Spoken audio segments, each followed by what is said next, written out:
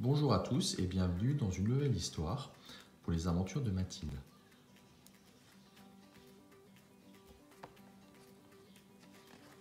Aujourd'hui, je vais vous lire Minilou et les pirates de Philippe Mater.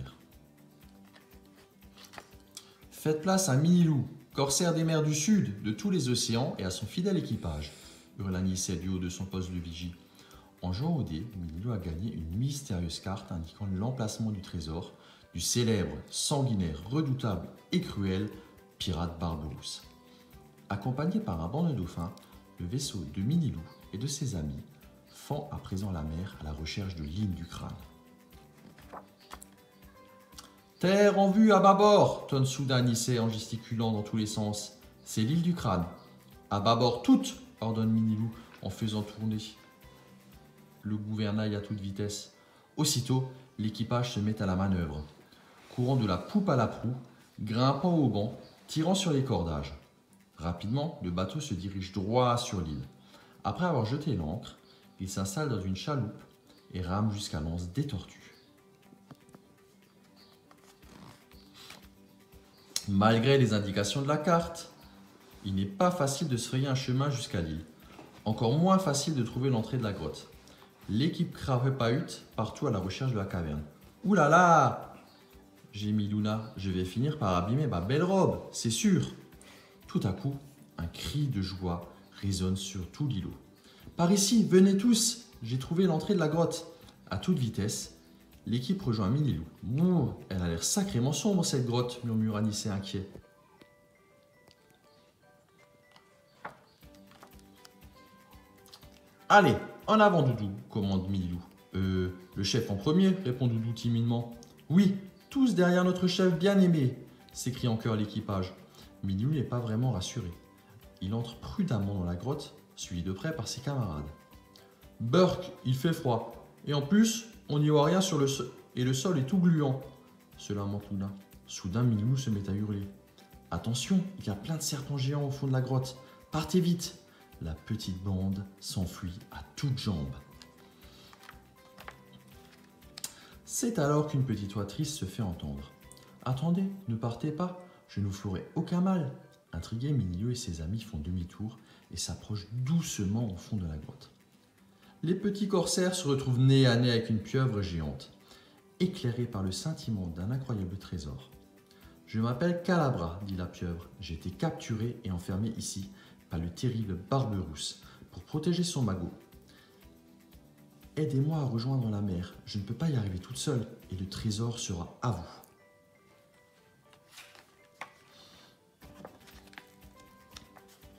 N'écoutant que son courage, la petite bande se met aussitôt au travail pour libérer Calabra de sa prison.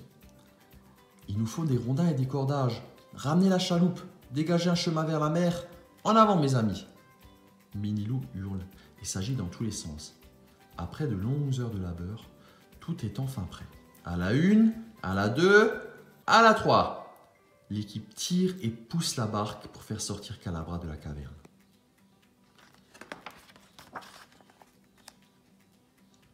Après avoir rendu sa liberté à leur nouvel ami la pieuvre et embarqué sur leur navire, le trésor de Barberousse, les petits corsaires prennent enfin le chemin du retour, vers leur île de chocolat chaud.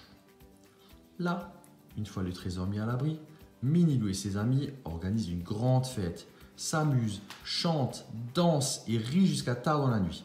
Puis, épuisés mais ravis, ils vont se coucher.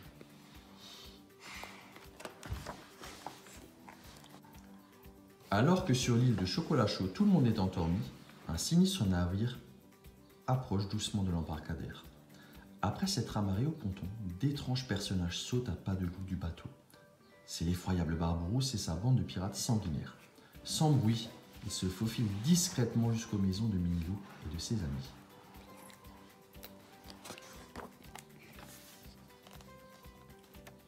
Le lendemain matin, une drôle de surprise attend Minilou et ses camarades.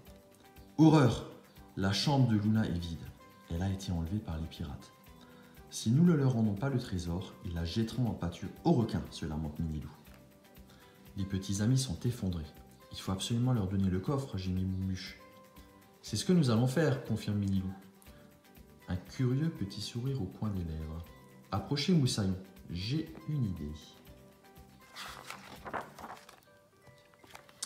Oh oui, oh oui. Minilou et son compagnon ont beaucoup de peine à charger l'énorme coffre sur le bateau de Barberousse. Les horribles pirates les narguent, l'air goguenard. Allez, d'une aire, bande de mauviettes, plus vite que ça, allez. Les flibustiers piaffent d'impatience en attendant de pouvoir retrouver leur précieux trésor.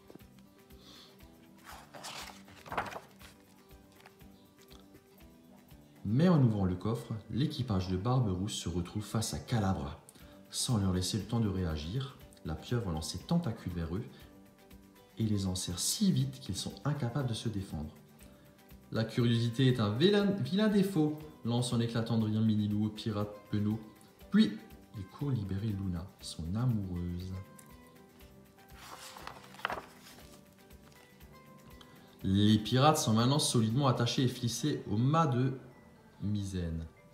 Vous irez passer quelque temps au cachot, lance Anicet d'un air espiègle. On espère que ça vous calmera. Cette fois, leur mission accomplie, Minilou et son fidèle équipage décident de rentrer chez eux. N'hésitez pas à m'appeler si vous avez besoin de moi, leur dit la pieuvre Calabra avant de plonger dans les profondeurs de l'océan. À bientôt pour une nouvelle histoire.